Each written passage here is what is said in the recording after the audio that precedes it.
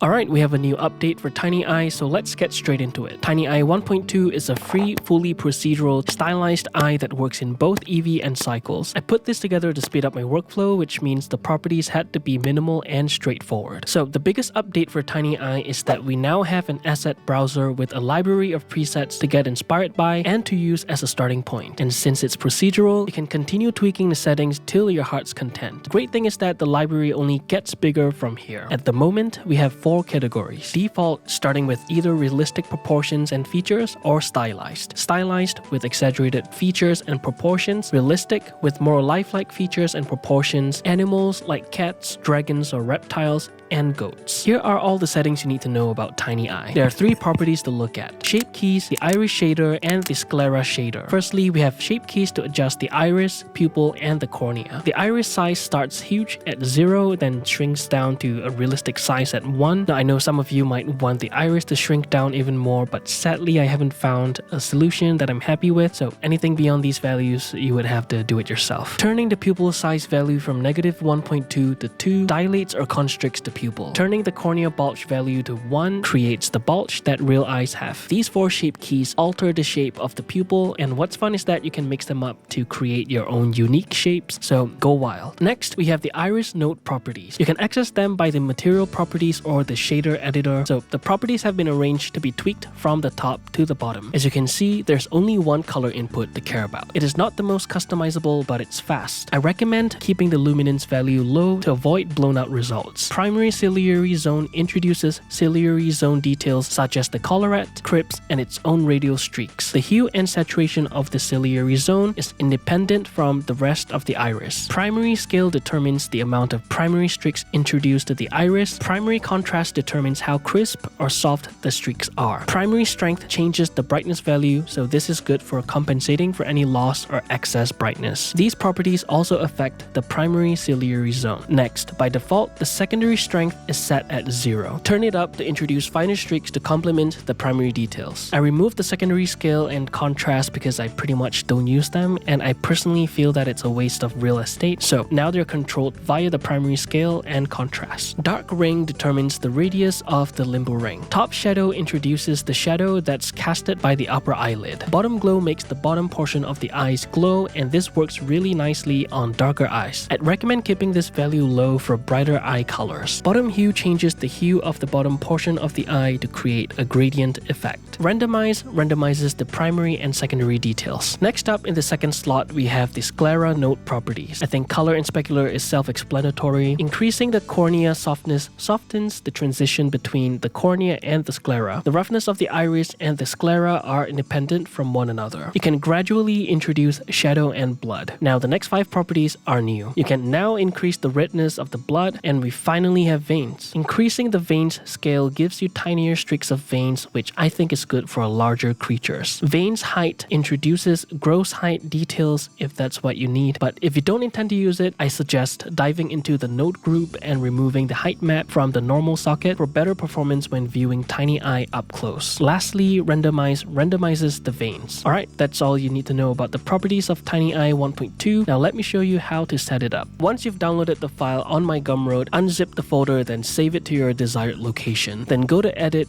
Preferences, File Paths, then all the way down under Asset Libraries, hit the plus icon and locate the folder TinyEye 1.2, and it should be completely empty once you clicked into it. Hit Add Asset Library, then drag up a new window, change it to Asset Browser, and look for TinyEye 1.2, and you should see all the eyes here. Drag and drop, and then hit Alt-G to reset the location. I hope you guys enjoyed this update, and thank you all so much for 121k followers on Instagram, 80.6k subscribers on YouTube, and the crazy amounts of love y'all have shown in my last few videos. I have yet to let all of this fully sink in, to be honest. It's just been crazy. Consider subscribing and watch this video next if you want to see how I took 18 days to animate a 5 seconds animation. Bye guys.